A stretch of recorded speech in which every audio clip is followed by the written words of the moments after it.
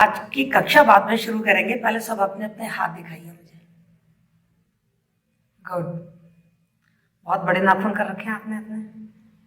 अच्छा, आपके भी। गुड, आपने तो काट रखे हैं अपने नाखून। बहुत अच्छी बात है। अच्छा, ये बताइए नाखून क्यों काटने चाहिए? बिल्कुल सही बात है। बड़े हुए नाखूनों में थोड़ा मैल बढ़ जाता है, खाने के साथ आपके पेट में जा सकता है, आपको नुकसान पहुंचाएगा। Very good. लेकिन जो आपने ये नाखून बढ़ा क्यों रखे हैं? सुंदरता के लिए। बड़ी मेहनत करनी पड़ती होगी, पॉलिश करनी पड़ती होगी, घिसनी पड़ती होगी, नेल पॉलिश लगानी पड़ती होगी। Good, very good. अच्छा, आप लोगों के दिमाग में कभी ये आता है नाखून बढ़ते क्यों हैं? क्यों बढ़ते हैं नाखून? अच्छा, बायोलॉजिकल थोड़ा सा जो अपना साइंस का तर्क के आधार पे देखें तो नाखून क्यों बढ़ते हैं? इंसान के शरीर में कोशिकाएं होती हैं, वो बढ़ती जाती हैं। बिल्कुल सही कह रहे हो आप। नाखून इससे ऐसे ही बढ़ते हैं। कैसे बढ़ते हैं? जैसे अपनी ये उंगली है ना, उंगली में जो ये नीचे का हिस्सा है ना, इसके नीचे कोशिकाएं हैं। जब ये कोशिकाएं बढ़ने लगती हैं तो पुरानी वाली कोशिकाओं को ऊपर धक्का मारती हैं, धक्का मारती है तो ये बाहर आ जाती हैं और ये कठोर हो जाती है, और इन्हीं को हम नाखून कहते हैं, है ना। ये एक तरीके का केराटिन, एक प्रोटीन होता है, उससे बने होते हैं ये नाखून। ये बढ़ जाते हैं। अच्छा, कभी आपके दिमाग में ये आया कि ये नाखून जो क्यों बढ़ रहे हैं, मतलब इनका क्या यूज है हमारे शरीर में? क्या यूज है इनका? क्यों बढ़ रहे हैं? कभी हम सुना करते थे कि इंसान की पूंछ भी हुआ करती थी, पूंछ का यूज खत्म हो गया तो पूंछ झड़ गई। नाखूनों का क्या यूज है? नाखूनों से आप अपनी रक्षा कर सकते हो। सही बात है, जब कभी कुछ ना हो तो आप बिल्कुल सही, एकदम सही, एकदम सही। अचानक आप अंधेरे में कहीं जा रहे हो, सड़क पे जा रहे हो, किसी ने आपके साथ बदतमीजी की या कुछ ही, तो आप नाखूनों से इसको खरोच लोगे। वेरी गुड, बहुत बढ़िया, बिल्कुल सही बात है बेटा। कभी भगवान ने इंसान को नाखून इसीलिए दिए थे। जो आदि मानव था ना, तो वो अपनी रक्षा नाखूनों से ही करता था। उसके बड़े बड़े नाखून होते थे और ये नाखून ही उसके अस्त्र शस्त्र का काम करते थे। गुड, वेरी गुड बेटा। आज हम जो पाठ पढ़ने जा रहे हैं उसका नाम भी है नाखून क्यों बढ़ते हैं। और इस पाठ में हमारे जो लेखक है हजारी प्रसाद द्विवेदी जी, उन्होंने इन नाखूनों को प्रतीक मानकर हमको ये शिक्षा दी है कि हमको जीवन कैसे जीना है। ये नाखून हमारी दानवी प्रवृत्ति के, हमारी पशुता के, हमारी हिंसा के, हमारी बर्बरता के, हमारे असभ्यता के प्रतीक हैं। और जिस तरीके से हम इन बढ़ते हुए नाखूनों को काट देते हैं ना, उसी तरीके से हमको इस बर्बरता को, इस असभ्यता को, जो हमारे अंदर एक हिंसा की प्रवृत्ति है, जो बर्बरता है, जो पशुता है, उसे भी हमें समाप्त कर देना चाहिए। चलिए इस पाठ को पढ़ेंगे। उसके पहले हम हजारी प्रसाद द्विवेदी जी का थोड़ा सा परिचय प्राप्त कर लेते हैं। आपने हजारी प्रसाद द्विवेदी जी का नाम तो सुना ही होगा। सुना है? नहीं सुना है तुम? चलिए, आधुनिक युग के हजारी प्रसाद द्विवेदी हमारे जो हिंदी का साहित्य है उसके मौलिक निबंधकार और समालोचक हैं। हजारी प्रसाद द्विवेदी बेटा हमारी हिंदी के वो मूर्धन्य विद्वान हैं। हजारी प्रसाद द्विवेदी जी को ले लीजिए, आचार्य रामचंद्र शुक्ल को ले लीजिए, नागेंद्र जी को ले लीजिए, महावीर प्रसाद द्विवेदी जी को ले लीजिए, नंद दुलारे वाजपेयी जी को ले लीजिए। ये वो मूर्धन्य व्यक्ति हैं जिन्होंने हिंदी को बनाया है। तो हजारी प्रसाद द्विवेदी जी एक ऐसे ही महान हिंदी के विद्वान हैं। इनका जन्म 19 अगस्त 1907 को उत्तर प्रदेश के बलिया जिले के दुबे का छपरा एक गांव है, वहां हुआ था। इनका जो परिवार था वो ज्योतिष विद्या के लिए चारों तरफ जाना माना परिवार था। उनके पिता जिनका नाम था अनमोल द्विवेदी, वो महान पंडित और ज्योतिष, प्रकांड विद्वान थे ज्योतिष के। तो द्विवेदी जी की जो पढ़ाई लिखाई थी, घर में माहौल था पढ़ाई लिखाई का, तो उनकी जो पढ़ाई लिखाई थी शुरू की, प्रारंभिक और मिडिल परीक्षा, वो सब उनके आसपास गांव में या उस बलिया जिले में हुई। और उन्होंने अपनी उच्च शिक्षा काशी विश्वविद्यालय से पूरी की। उन्होंने वहाँ से संस्कृत से MA किया और ज्योतिष शास्त्र में उन्होंने आचार्य भी किया। अपनी पढ़ाई पूरी करने के बाद शीघ्र ही उन्हें नौकरी मिल गई शांति निकेतन में। 1930 में वे शांति निकेतन में अध्यापन कार्य करने के लिए चले गए। और जैसा कि हम सब जानते हैं कि शांति निकेतन में रविन्द्रनाथ टैगोर और क्षिति मोहन सेन का सानिध्य उन्हें मिला। उनकी छत्र छाया में उनकी साहित्य की जो अभिरुचि थी वो और ज़्यादा बढ़ गई और उन्होंने साहित्य का गहन अध्ययन किया और साहित्य साधना शुरू कर दी, लिखना शुरू कर दिया। 1950 तक वो शांति निकेतन में रहे और 1950 के बाद वो 1950 में ही वो काशी विश्वविद्यालय में हिंदी विभाग के अध्यक्ष के रूप में अपनी नौकरी प्रारंभ करते हैं। उनकी इन साहित्यिक सेवाओं को देखते हुए 1957 में भारत सरकार ने उनको पद्म विभूषण से अलंकृत किया। द्विवेदी जी बहुमुखी प्रतिभा के धनी थे। यूं तो उनका नाम एक श्रेष्ठ निबंधकारों में आता है, पर उन्होंने उपन्यास भी लिखे, आलोचना ग्रंथ भी लिखे उन्होंने।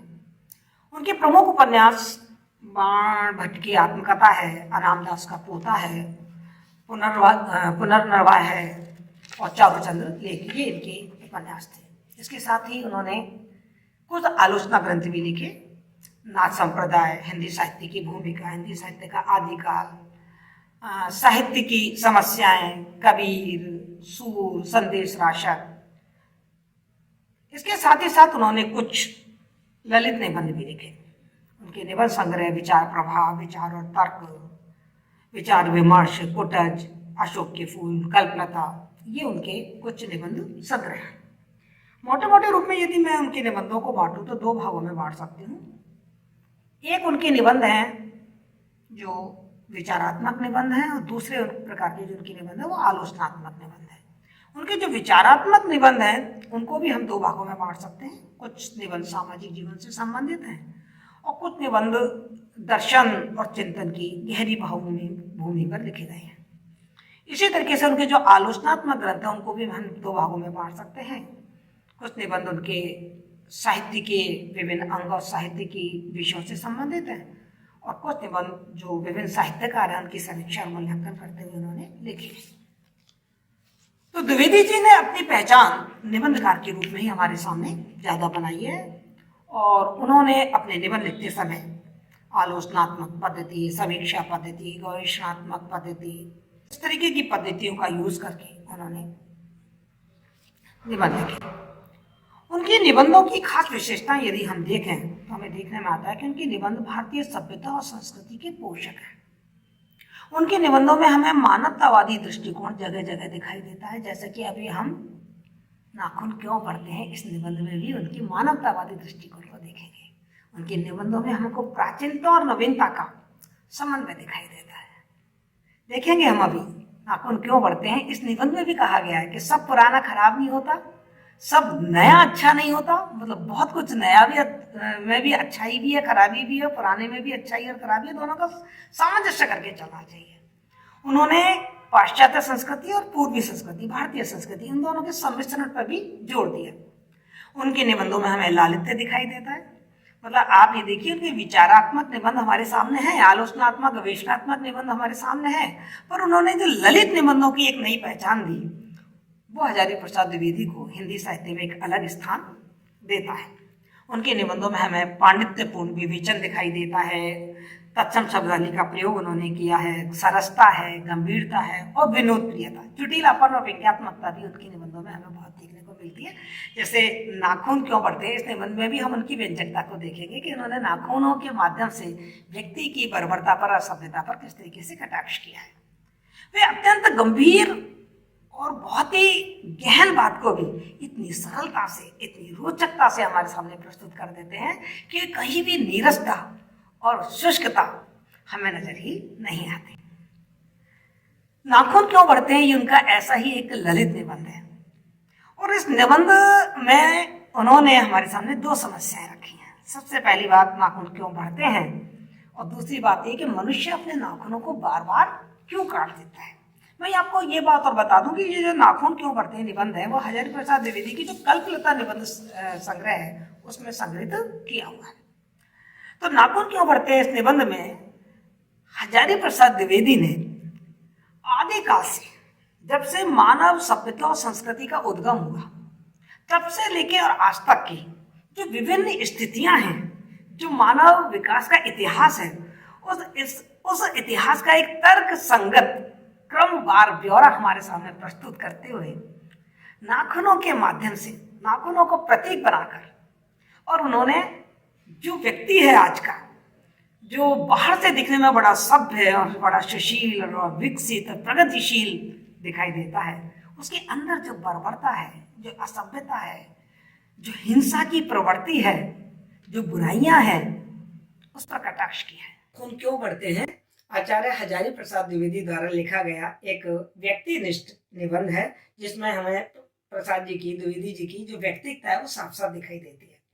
उन्होंने इस निबंध को शुरुआती ऐसे की है कि एक दिन उनकी बेटी ने उनसे प्रश्न पूछा कि नाखून क्यों बढ़ते हैं। बहुत ही सहज और सरल सा प्रश्न था, लेकिन हजारी प्रसाद द्विवेदी हर चीज में प्रतीकार्थ देखते हैं, नेतार्थ देखते हैं। उन्होंने उस वक्त अपनी बेटी को जो जवाब देना था वो दे दिया होगा, लेकिन ये जो प्रश्न है कि नाखून क्यों बढ़ते हैं, ये कहीं ना कहीं हजारी प्रसाद द्विवेदी के दिलो दिमाग में जाकर चुप गया कि ये नाखून आखिर किसका प्रतीक है। वो कहते हैं जब बच्चे नाखून नहीं काटते तो अक्सर उनके माता पिता उनको डांट दिया करते हैं कि आप नाखून क्यों बढ़ा रहे हैं, नाखून को काटिए। और वो कहते हैं ये अभागे नाखून कट जाते हैं और फिर बढ़ने लगते हैं। बिल्कुल उस तरीके से, मतलब वो क्या, इसमें क्या प्रतीक देख रहे हैं वो आप देखिए। वो कह रहे बिल्कुल इस तरीके से बढ़ जाता है कि जैसे कोई दुष्ट व्यक्ति होता है, जब वो कोई गलत काम करता है तो उसे रोका जाता है, तो वो रुक जाता है, और जैसे ही वो रोक हटती है वो फिर बढ़ने लग जाते हैं। ऐसे ही ये नाखून भी बढ़ रहे हैं। तो वो उनके दिमाग में प्रश्न आया है कि ये इतने बेहया क्यों है कि हमें बार बार काट देते हैं और फिर ये बार बार बढ़ जाते हैं। देखो मैं यहाँ कोई बायोलॉजिकल कारण आपको नहीं बता रही हूँ, ये यहाँ पर साहित्य में जो नाखूनों का प्रतीकार्थ है, जो हजारी प्रसाद द्विवेदी ने इसका निहित अर्थ लिया है, वो आपको बताने जा रहे हैं।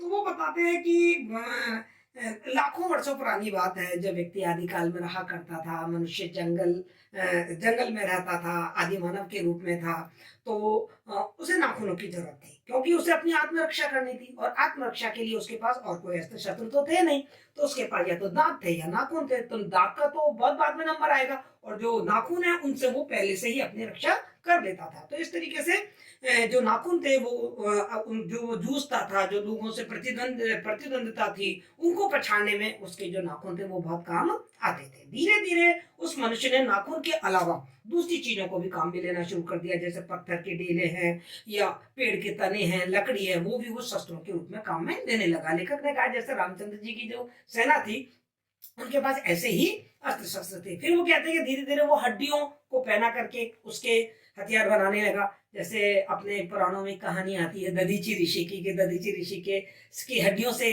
वो वज्र, वो हथियार बनाया गया जिससे कि वृत्रासुर को मारा गया। तो इस तरीके से हड्डियों के हथियार बनाए गए, और इन हथियारों के बाद फिर धातुओं का नंबर आया, धातुओं से हथियार बनाए जाने लगे। और यहाँ बहुत ही व्यंग्यार्थ के रूप में आचार्य प्रसाद द्विवेदी कह रहे हैं कि जिनके पास वो लोहे के हथियार थे, धातु के हथियार थे, वो लोग जीते, क्योंकि उनके जो हथियार थे वो बड़े मजबूत थे, वो जीते। मनुष्य के पास लोहे के हथियार थे, तो जो मनुष्य के पास चूंकि लोहे के हथियार थे, तो जो असुर थे और जो देवता थे, उन लोगों ने भी मनुष्य का सहारा लिया, क्योंकि उनके पास मजबूत हथियार थे। भाई वो जीतता वो है जिसके पास ज्यादा मजबूत हथियार हो, मतलब ये कहना चाहते हैं द्विवेदी जी। तो वो कह रहे हैं कि असुरों के पास बहुत सारी विद्याएं थी, लेकिन उनके पास उस तरीके के हथियार नहीं थे, घोड़े नहीं थे। आर्यों के पास हथियार थे, अस्त्र शस्त्रों के, लोहे के घोड़े थे, इसलिए वो जीत जाते थे। और जो जिनके पास हथियार थे वो ही जीतते थे, उनकी ही जीत होती थी। तो इस बात पर ध्यान रखना, ये चीज बाद में आएगी, क्यों व्यक्ति अपने अस्त्र शस्त्रों को बढ़ा रहा है, क्योंकि उसे लग रहा है कि जिनके पास शस्त्र ज्यादा है वो ही देश जीतेंगे। और हम देख रहे हैं दुनिया में कि किस तरीके से शस्त्रीकरण बढ़ रहा है। मतलब अधिकांश सरकारों का जो बजट होता है, उस बजट का अधिकांश भाग उसकी रक्षा बजट पे खर्च हो जाता है ना। भारत पाकिस्तान के उदाहरण आप देख लीजिए, पाकिस्तान में खाने को रोटी नहीं है लोगों के पास, लेकिन शस्त्रों पे वो दुनिया भर का खर्च कर रहा है, क्योंकि शस्त्रों से वो अपने आप को शक्तिशाली महसूस कराते हैं। तो इस तरीके से जो मनुष्य की प्रवृत्ति थी वो ये थी कि जितने ज्यादा शस्त्र होंगे और जितने मजबूत शस्त्र होंगे वो ही लोग जीतेंगे। लेखक बताता है इतिहास पे थोड़ी निगाह डालते हुए कि नाग हारे, सुपर्ण हारे, यक्ष हारे, गंधर्व हारे, असुर हारे, राक्षस हारे, लेकिन लोहे के अस्त्रों ने बाजी मार ली। और इतिहास पर मतलब इतिहास साक्षी है कि राज उन्होंने ही किया जिनके पास शस्त्र थे। वो कहते हैं उसके बाद मनुष्य और ज्यादा विकसित हुआ, तथाकथित रूप से विकसित हुआ। कैसे विकसित हुआ कि अब वो उन लोहे के हथियारों से भी आगे गया। उसने बंदूकों की का आविष्कार कर लिया, कारतूस का आविष्कार कर लिया, उसने बमों का आविष्कार कर लिया, और बम का आविष्कार करके हम सब देख चुके हैं, एटम बम का आविष्कार किया। और इस एटम बम ने किस तरीके से मानवता का नरसंहार किया। द्वितीय विश्व युद्ध में हम पढ़ चुके हैं, 1945 में अमेरिका ने जापान पर नागासाकी और हिरोशिमा वहां पर अणुबम का प्रयोग किया और किस तरीके से मानवता शर्मसार हुई। और आज तो साहब नाखून और बढ़ गए हैं हम लोगों के, अस्त्र शस्त्र और बढ़ गए हैं, अब तो बहुत आगे बढ़ गए हैं हम, अब तो हम केमिकल वेपन्स पे चले गए हैं। जो मनुष्य है वो तो अपने हथियारों को छोड़कर केमिकल वेपन्स पे चले गए हैं। आप सबने सुना होगा जब कोरोना बहुत ज्यादा फैला था तो लोगों को किस तरीके से हुआ था कि शायद ये कोई मनुष्य के द्वारा बनाया हुआ इस तरीके का कोई जैविक शस्त्र है जिससे कि व्यक्ति बिल्कुल बिल्कुल मरणासन्न हो जाता है, निर्बल हो जाता है, कमजोर हो जाता है। हजार प्रसाद द्विवेदी हाँ ये कहना चाह रहे हैं, ये जो नाखून बढ़ रहे हैं ना, ये नाखून हमको ये बताना चाहते हैं कि आपके अंदर आज भी वो हिंसक प्रवृत्ति, वो बर्बरता की प्रवृत्ति अभी भी खत्म नहीं हुई है।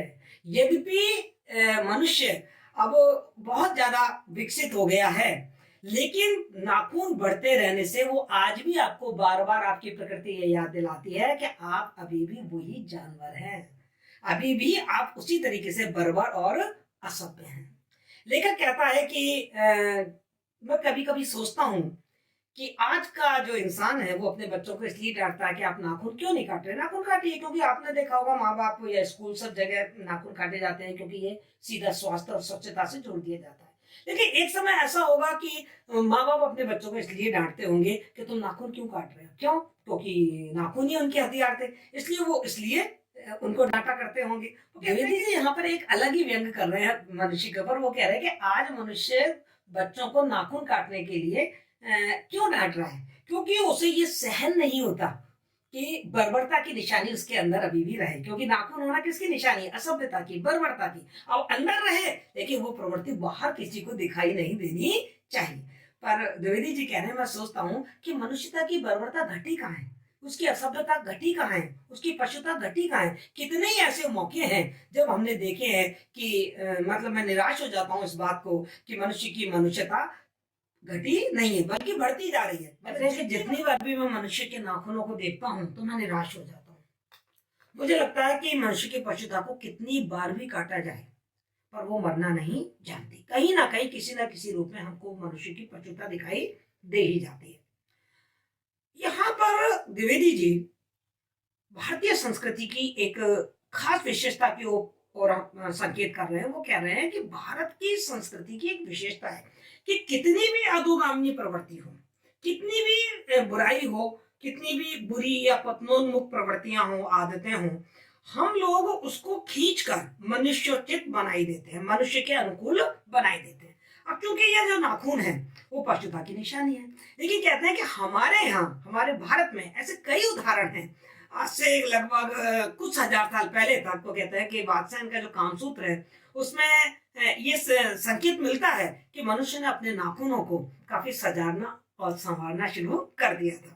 वो उनको उनकी काटने की कला अलग अलग तरीके होती थी, कभी त्रिकोणाकार, कभी वर्तुलाकार, कभी चंद्राकार, कभी दंतुल आदि अलग अलग आकृतियों में उनको काटा जाता था, उनको घिसा जाता था, उन पे पॉलिश की जाती थी, उन पे कलर किया जाता था, मतलब अलग अलग डिजाइन से नाखूनों को सजाया जाने लगा। और इस बात के को इंगित करते हुए द्विवेदी जी कहते हैं कि हमने जो नाखून पशुता की निशानी है उन नाखूनों को भी सजाकर और सौंदर्य और आकर्षण का रूप देना शुरू कर दिया, उनमें भी हमने सकारात्मकता देखनी शुरू कर दी। यह भारतीय सभ्यता और संस्कृति की खास विशेषता है। द्विवेदी जी नाखून क्यों बढ़ते हैं इसका एक और कारण बताते हुए कहते हैं कि हमारे मानव शरीर की एक स्वभाव होता है कि जो चीजें स्वभाव तो होती रहती हैं और लंबे समय तक चलती रहती हैं वो हमारे अभ्यास में आ जाती हैं, और ऐसी अभ्यास से जन्य प्रवृत्तियां अपने आप स्वतः होती रहती हैं, उनको करने के लिए कोई अलग से कोई प्रयास करने की जरूरत नहीं पड़ती। और नाखून बढ़ना ऐसी ही अभ्यास जन्य प्रवृत्ति है जिसे वो सहजात प्रवृत्ति कह रहे हैं, जिसे वो कह रहे हैं कि वो अनजानी स्मृतियां, मतलब स्मृतियां हैं पर अनजानी है, और चूंकि वो हमारी यादों में है इसलिए स्वतः हो जाती है। जैसे अपना स्वभाव है, मान लो हम साइकिल से रोज एक तरफ जाते हैं, अपने घर से स्कूल या स्कूल कॉलेज जाते हैं तो हमारा स्वभाव बन गया है। अब चाहे वो हमें याद ना रहे तो भी हमारी साइकिल उधर ही मुड़ जाती है। ऐसे ही हमारी शरीर की भी कोई सहजात प्रवृत्तियां हैं, ऐसी स्मृतियां हैं जो अनजानी है लेकिन वो सतत, चूंकि उनका अभ्यास हम बहुत दिनों से कर रहे हैं, होता चला आ रहा है, तो वो हमारी आदत में आ गई है। तो नाखून भी एक ऐसी ही प्रवृत्ति है जो कि बढ़ती जाती है, क्योंकि शरीर में बहुत समय से बढ़ रहे हैं तो इसलिए उसकी प्रवृत्ति बढ़ने की है। वो कह रहे हैं ऐसी प्रवृत्ति, हमारे जो बाल बढ़ते हैं उसकी भी ऐसी प्रवृत्ति है, हमारे जो दांत टूट कर दोबारा निकल आते हैं उसकी भी प्रवृत्ति ऐसी है, हमारी पलकें कभी गिर कर बंद होती हैं, ये भी प्रवृत्तियां कुछ इसी तरीके की प्रवृत्ति है। तो नाखून बढ़ना भी इसी तरीके की एक सहजात प्रवृत्ति है जो कि पशुता की निशानी है। क्योंकि पहले तो हम पशु की तरह ही रह रहे थे, वन मानुष की तरह रह रहे थे, उस समय नाखून बढ़ते थे, और वो प्रवृत्ति अभी भी है। कह रहे हैं कि काटने की जो प्रवृत्ति है वो मनुष्यता की निशानी है। हम नाखूनों को जो काट देते हैं वो मनुष्यता की निशानी है, यानी कि एक मनुष्य में पशुता भी है और मनुष्यता भी है। ये बात कहना चाह रहे हो नाखूनों के माध्यम से कि नाखून उगाते हैं इसका मतलब हमारे अंदर पशुता भी है, और हम नाखूनों को काट देते हैं इसका मतलब यह है कि हमारे अंदर मनुष्यता भी है। ना हम अपने पशुत्व को छोड़ पा रहे हैं और पशुत्व को छोड़कर हम आगे नहीं बढ़ पा रहे हैं। देखो आपने ये सुना होगा कि जो व्यक्ति होते हैं उनमें आसुरी प्रवृत्तियां और देवता की प्रवृत्तियां, दोनों प्रवृत्तियां होती हैं। तो जो आसुरी प्रवृत्तियां हैं वो ही नाखून का प्रतीक है, और जो देवीय प्रवृत्तियां हैं वो नाखून काटने का प्रतीक है। हरिप्रसाद द्विवेदी वर्तमान समय में जो अस्त्र शस्त्रों की दौड़ हो रही है, जो एक से आज भी हम देख रहे हैं रूस और यूक्रेन में किस तरीके से भयंकर युद्ध हो रहा है और कैसे किस तरीके के जो विनाशक शस्त्र है वो काम में लिए जा रहे हैं। तो वो कह रहे हैं कि जो ये अस्त्र शस्त्र बढ़ाने की हमारी प्रवृत्ति है ये वही आसुरी प्रवृत्ति का ही परिणाम है, जो नाखून के रूप में, सहजात वृत्ति के रूप में, एक अनजानी स्मृति के रूप में हमारे शरीर में निवास कर रही है।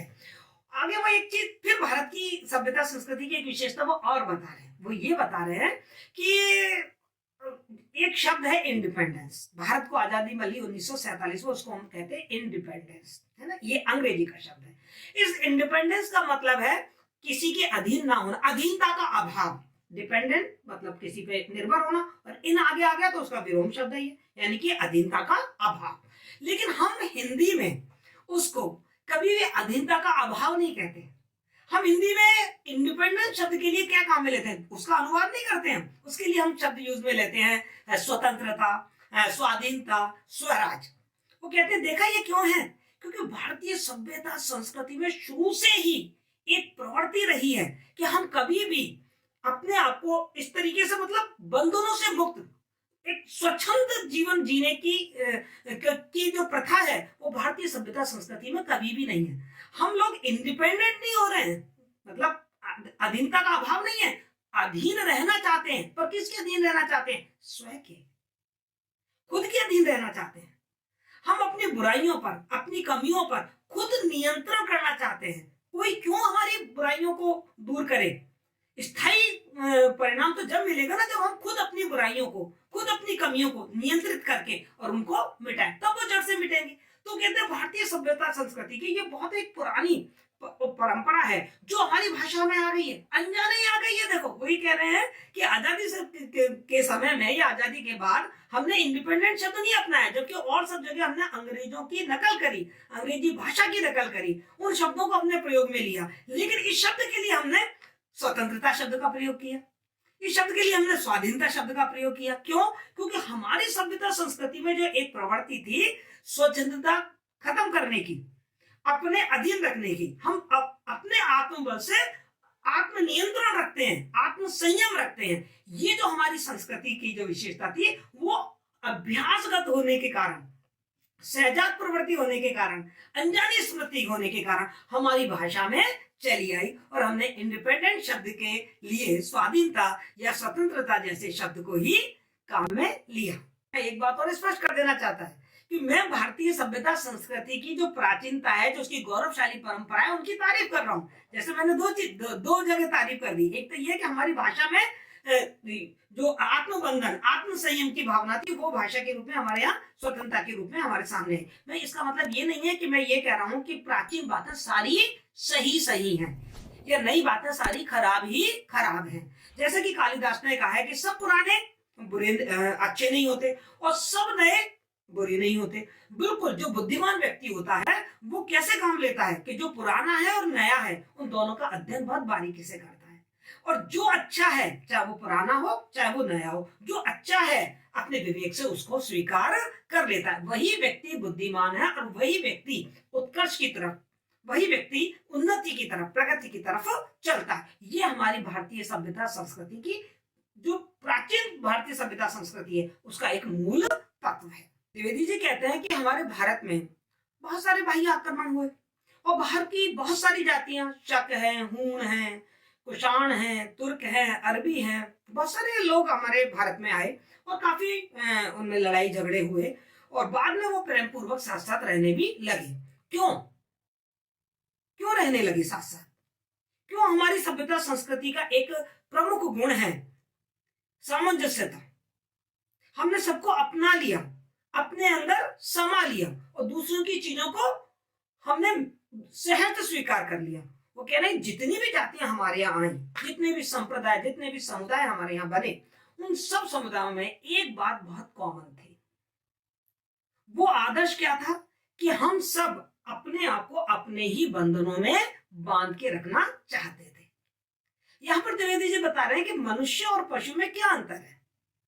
कहा भी जाता है ना कि आहार है या निद्रा है, ये सब मनुष्य और पशु में दोनों में समान है, लेकिन दोनों में अंतर क्या है? दोनों में अंतर सिर्फ यही है कि मनुष्य में एक संयम है, एक संवेदना है, एक श्रद्धा है, एक तप है।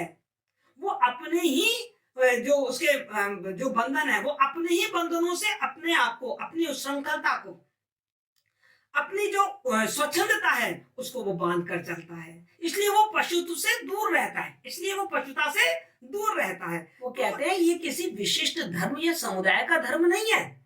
श्रद्धा, तप, त्याग, ये तो मनुष्य होने का धर्म है। मतलब मनुष्य धर्म ही इसको कहते हैं।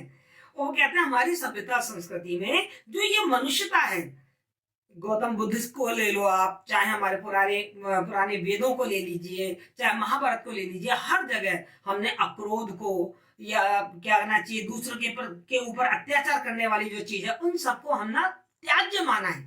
हमने माना है कि एक दुखी व्यक्तियों के प्रति जो सहानुभूति है वही सच्चा धर्म है, वही पक्का धर्म है और वही इंसान को इंसान बनाता है, वही मनुष्य को मनुष्य बनाता है। और यही भाव अब स्वतः भाव से हमारी भाषा में आ गया, इसलिए हमने इंडिपेंडेंट शब्द की जगह हमने स्वाधीनता या स्वतंत्रता जैसे शब्दों को अपनाया।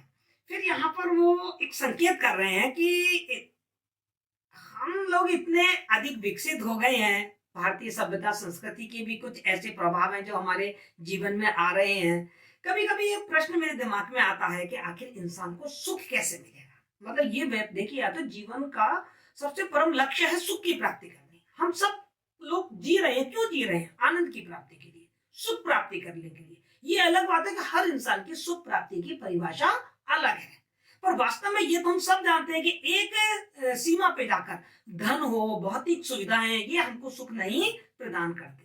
तो सुख क्या है? वो कहते हैं सुख, इंसान सुखी कैसे हो, समाज कैसे समृद्ध और सुखी बने। तो इसके लिए उन्होंने कहा कि गांधी जी की तरफ संकेत करते हुए कहा है उन्होंने कि हमारे यहाँ एक बुढ़ा, मतलब गांधी जी के लिए नाम लिया कि आए थे, उन्होंने बताया था कि इंसान को अपनी सुख की प्राप्ति होगी यदि वो अहिंसा का पालन करे।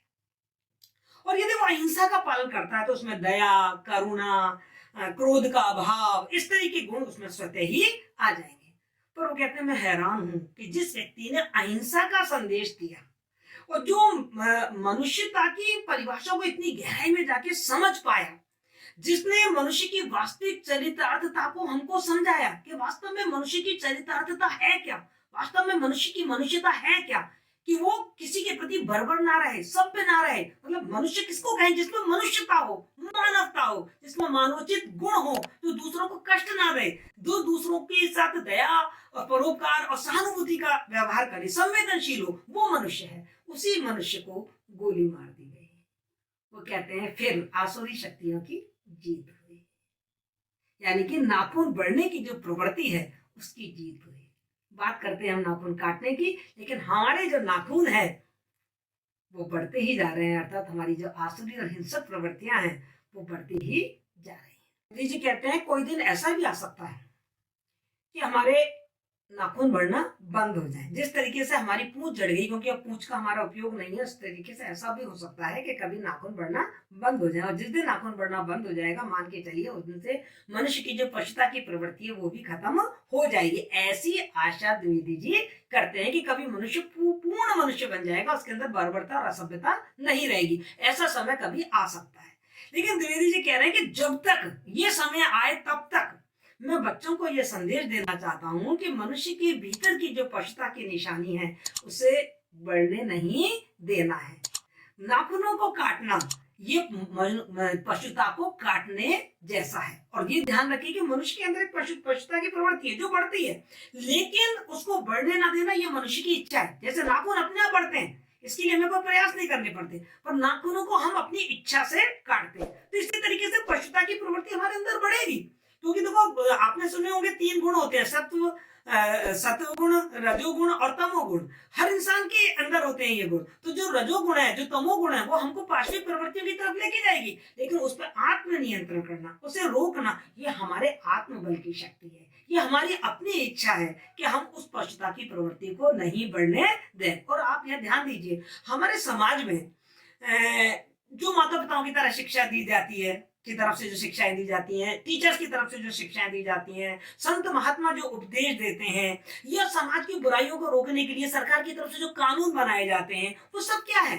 वो इसी पार्श्विक प्रवृत्तियों को खत्म करने के प्रयास ही तो है, क्योंकि ये सब व्यक्ति के हाथ में है कि जो बुरा है, जो असत है, उस असत को हम खत्म कर दें। तो मैं बच्चों को ये समझाना चाहता हूँ, देवी जी कह रहे हैं, मैं बच्चों को ये समझाना चाहता हूँ कि जैसे नाखून बढ़ना प्रवृत्ति है, सहजात प्रवृत्ति है, अनजानी स्मृति है, ऐसा हमारे अंदर पशुता बढ़ेगी। लेकिन जैसे नाखून को हम काट देते हैं, उसी तरीके से हम अपनी इन बुरी इच्छाओं को, जो हिंसक प्रवृत्तियां हैं, उन प्रवृत्तियों पर भी निशानी, उन प्रवृत्तियों पर भी हमें नियंत्रण करना आना चाहिए। जैसे अस्त्र शस्त्र जो बढ़ रहे हैं, उन पे भी रोक लगाना मनुष्यता की निशानी है। और हम देख रहे हैं, एक तरफ शस्त्रीकरण हो रहा है, बहुत शस्त्र बढ़ रहे हैं, लेकिन दूसरी तरफ कुछ देश ऐसे हैं जो निशस्त्रीकरण का प्रयास कर रहे हैं। ऐसी ट्रीटी की जा रही है, ऐसी संधियां की जा रही हैं कि शस्त्रों का परिसीमन हो, शस्त्रों का घटाव हो, और निशस्त्रीकरण आंदोलन बड़ी तेजी से चल रहा है।